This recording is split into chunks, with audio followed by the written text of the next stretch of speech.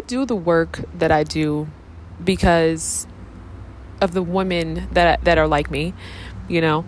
For that young girl out there who's listening to this, I'm always trying to reach the youth because that's really my focus. I mean, you reach a certain point, uh, you know, age in your life, you kind of make your own decisions, and sometimes mentorship or wisdom from the elders or, it's not really received, and though I'm young, I'm older. You see what I'm saying? Like, I'm young, but I'm older, and I take pride in that. I tell people all the time, when young kids start calling me yes ma'am, no ma'am, I absolutely respect that. That's like, because I'm growing. You see what I'm saying? I don't desire to be a little girl, and I don't desire to be treated like a little girl. You see what I'm saying? And so I use my platform to really try to speak to people. And since having a daughter, it just made me realize just how cold the world is towards Black women. And this is why, for me, and with my platform and my voice, I take the time to acknowledge Black women's pain, right? Because I think that's something that we fail to do as a modern society, and even communally. Like, we don't acknowledge the fact that overwhelmingly, right, the vast majority of Black men do absolutely use, abuse, and mistreat Black women. That's something that we refuse to acknowledge. We're constantly overlooking that. And the reality is that for so many Black women, we don't have a safe place to land, right? Black men are able to land in the bosoms of their grandmothers, their aunts, their sisters, their wives, their mothers, right? But Black women don't have that. Now, the reasons being why Black women are broken down and why everyone benefits from our nurturing except for us, well, it goes back to self-esteem. For so many of us, we are stripped of our self-esteem. Imagine being a woman and being called ugly, from being a child, right? Being a little girl.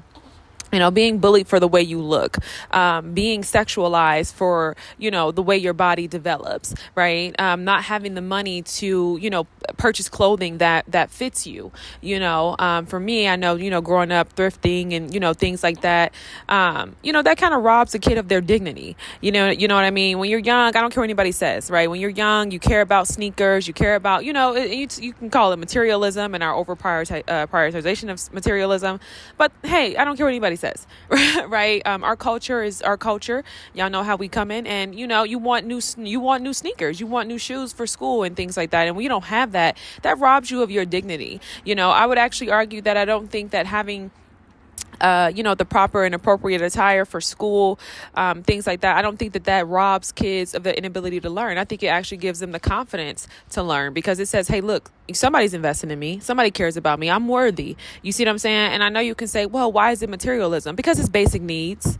You see what I'm saying? Like, this is why, we do kind of counteract those conservative arguments. And that's why I be telling y'all that's not how I'm coming when I'm addressing things within our community, okay, from a fresh insight and from a fresh perspective. But, it's basic needs. At the end of the day, it's basic needs. And when you have to go without those needs being met, especially as a woman, that's heartbreaking, right? And even fast forward to today, right? You have the constant TikTok shops, the constant influencers who look like you, who selling products by brands that you can't afford. You know what I mean? And, for myself, there are a lot of products that I use that are, not anything expensive or anything lavish. I've considered creating that type of content just to kind of teach young women how to show up and how to, have the proper hygienic practices on a budget. You know what I mean? In real life. Okay. Shopping at Walmart. Okay. Not Sephie, not Sephora. Right.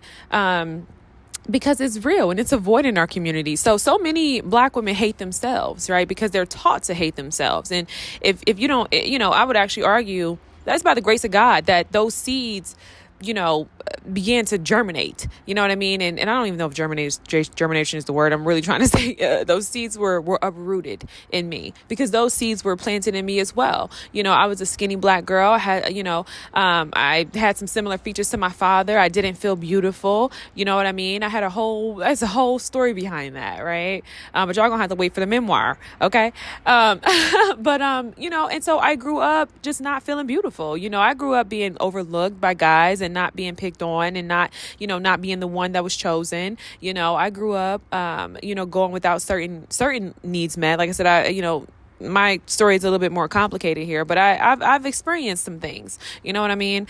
And that plays a huge role in the self-esteem of young black girls, especially when you grow up in the world and you're taught that you're not beautiful, especially when you're sitting next to, young girls and their hair is different, right? Today, we're a little bit more conscious in how we raise young black girls, right? But we have to always hold space for the generations before us. It doesn't mean slavery. That doesn't mean our ancestors who came over here on a boat, right? That means the ones that I'm looking at today. That means you and me, right? We have to honor the fact that when we grew up, depending on the, depending on where you fall, in the 90s, there was no consciousness in how black girls were raised, so you're sitting next to black girls who got the curly, pretty hair and the guys liking her and, the white girls with the long ponytail and you know what I mean? And your mom ain't doing your hair like that. She's telling you your hair is nappy. Your hair is too much. Your hair is bad. You got some nappy hair. You see what I'm saying? That stuff plays a huge role on you as a black girl. Like I said, we just got to a point in society where this is conscious, right? They just passed the Crown Act in 2024? Literally an act that says, hey, yes, black women can show up with their coils to work. I remember that as a young black woman growing up, trying to find myself, in my early 20s. I'm talking 21, 22, 19. Okay. Showing up to work, having to put a wig on and at the time, looking back, my hair was beautiful. It was beautiful. I'm not going to cut it today, but I'm like, man, I really love the way my hair looked back then, but it's like I'm showing up in the world and people looking at me like I'm unkept. You see what I'm saying? So we just got to a place in society where we can actually show up and be ourselves as black women. But you have to understand that, like I said, the grief that we hold for the ancestors is not the ones who came over here on the boat. It's the ones who are showing up, today. It's the millennials. It's the Gen X. It's the, It's the boomers. It's the women who have carried us to get to this point where the advocacy is saying, hey, listen, we ain't showing up like this no more. This is who we are. You know what I mean? We're not going to cower. This is our hair. It does many different things. It comes in many different forms and it's beautiful, and that's just one facet of the insecurities that are planted within the minds of young black girls. We know complexion. We know, like I said, body types and physiques and all the things, all the things that, really impede our ability to have a Taylor Swift type girlhood. You talk about sex, sexualization, things like that are introduced very early in our community, right? You even want to talk about, being the eldest daughter or being the daughter, in family dysfunctions where you're made to carry the weight. Okay. Now that is something I can really speak to, when you're made to carry the weight, you're made to carry your mother, right? So many of our mothers are mothers before they're women. Okay. Before they even know who they are. Okay.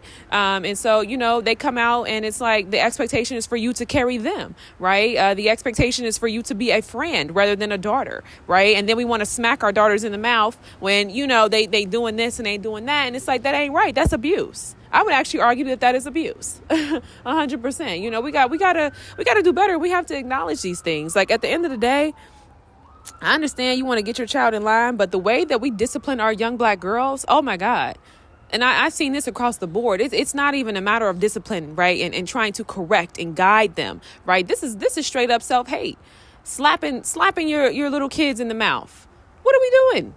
And I'm not saying it's a black thing. I think that goes across the board for any culture, anybody in American society, right? Any American citizen that's grown up with this type of behavior, right? And it ain't just America. It's other countries as well. That ain't cool, man. The new childhood developmental psychology. This is a relatively new field of study. They're trying to figure out what are the adverse effects of such harsh disciplinary actions towards children. And a lot of times it comes at the hands of self-esteem. I know for myself, having had the experiences I've had with whoopings and things like that. I mean, I would like to think that, perhaps I needed it, or perhaps, you spare the rod, spoil the child, right? But man, I look back over my life, I was actually a good kid. I was a good kid from what I could recall, and, from my recollection.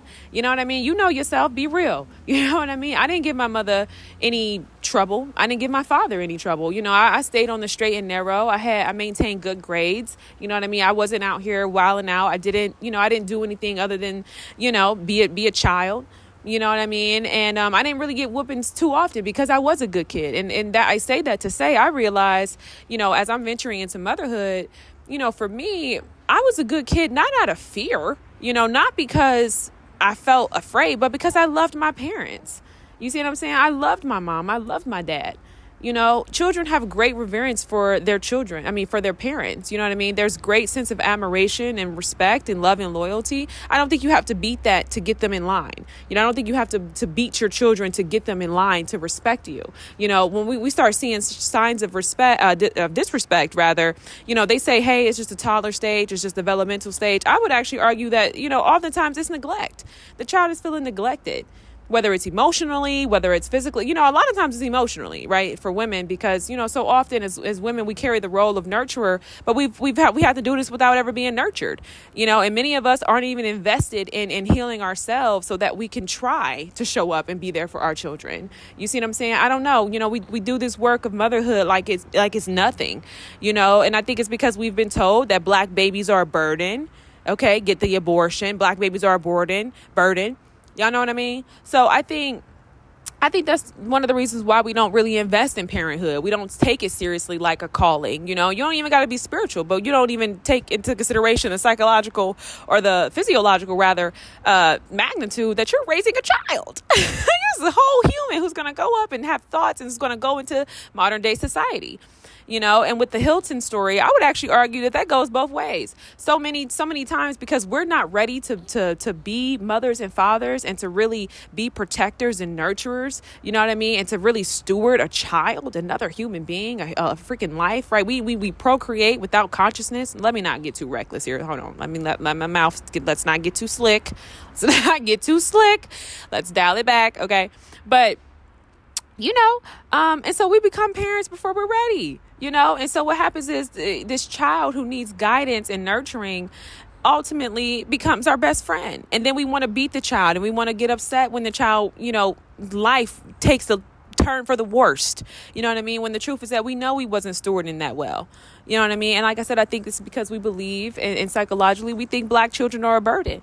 We see them as pawns to kind of compete and do all these different things to try to find a sense of self and a sense of identity, right? We wear the title of mother and father, out of entitlement rather than, someone who's really putting in the work to ensure that their kids have a bright future. You know what I mean? To ensure that their kids are loved and are not walking out here repeating generational curses and lost and confused. Oftentimes we do this parenting thing without no consciousness in American society. You know what I mean? There's no intention that goes into parenting our young, and so unfortunately, when the repercussions are, criminality, which results in death and all these different things, we want to sit here and we want to protest. And it's like, man, listen, that's not the adverse effect of a crooked system. That's the adverse effect of negligent parents. You know what I mean? Like, come on. You see what I'm saying? And so it just gets to a point where it's like, man, because here's the truth, right? With the Hilton story, it's like, I believe that boys won't gravitate towards criminality, right? Because, and I'm going to say this too. Let me organize my thoughts.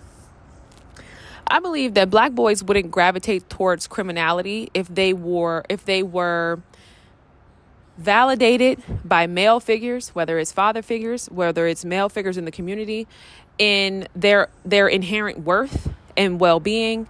If they were told that, hey, you are enough, if they were given self-esteem, right? If that self-esteem was built and crafted in them, I don't think they would gravitate towards criminality, right? Black boyhood criminality being a prerequisite for Black boyhood and normalizing criminality and, Black boyhood is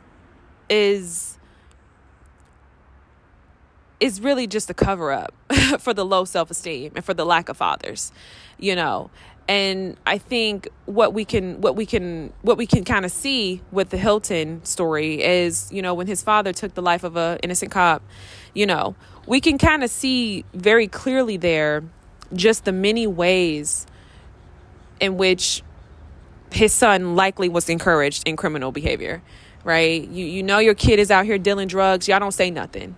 You know what I mean? He out here, he doing what he doing, you know what I mean? And y'all don't say nothing, and then when, authority figures hit, right? And you can say, well, authority figures, well, here's the reality, right? We're in American society. We're in a society that is, built upon inequalities, right? We're in a society that's built on entertainment, right? Distractions, all these different things. So overwhelmingly, a lot of times the persons in authority are white Americans, right? And I don't know if that's even a race issue, because I would actually argue that, again, for so many years, we've spent so much time advocating. We spent so much time talking and to avoid protesting, all these different things, that we didn't realize that the chains have been broken off of us. The doors of opportunity have been open. You can go to school and be a lawyer. You feel that passion about injustice. You can walk up into a law school today and enroll. Well, I don't think it works like that. I think you need to get your undergrad and then you you know what I mean? You matriculate. But nonetheless, it's like, no, we're not living in a day and age where we're locked out of the system that we have to fight to get in. We're already living in it. You just got to open the door. You see what I'm saying? And I think that at this point, because of the low self-esteem, like I've mentioned, I'm reading Rock My Soul by Bell Hooks.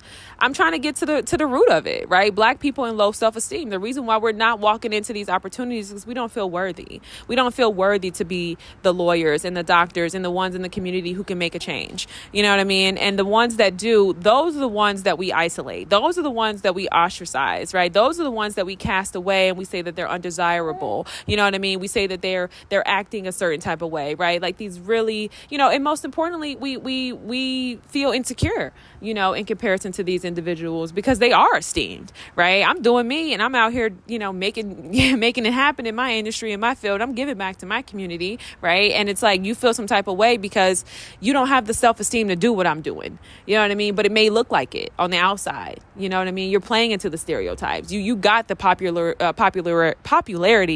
Man, my words are failing me today. You've got the popularity. You know what I mean? You've got people on your side. You can call anybody. You got friends. You got community. You got camaraderie. You know what I mean? But I'm sitting here building alone. So I'm standing strong. I'm standing alone. I'm standing here with God. You know what I mean? And you're coveting not what I have. You know what I mean? You're not coveting what I have. As black women, you're not coveting what it is that I look like. No, you're coveting God. You're coveting the light that shines in me.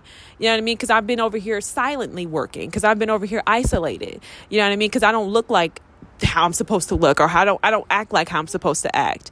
Then we want to show up and we want to say, oh, this person is this person is that. No, this person is self-assured, and that's something you don't have. You know what I mean? And I say that humbly. But I say that confidently. Okay. And so, it's just, man, this thing runs deep. It's 17 minutes. I'm going to go. A lot of these podcasts be real long. I know y'all might not be listening, but the wisdom comes out. You know what I mean? The wisdom comes, the wisdom is here. And, that's just my desire to continue to pour into young black women.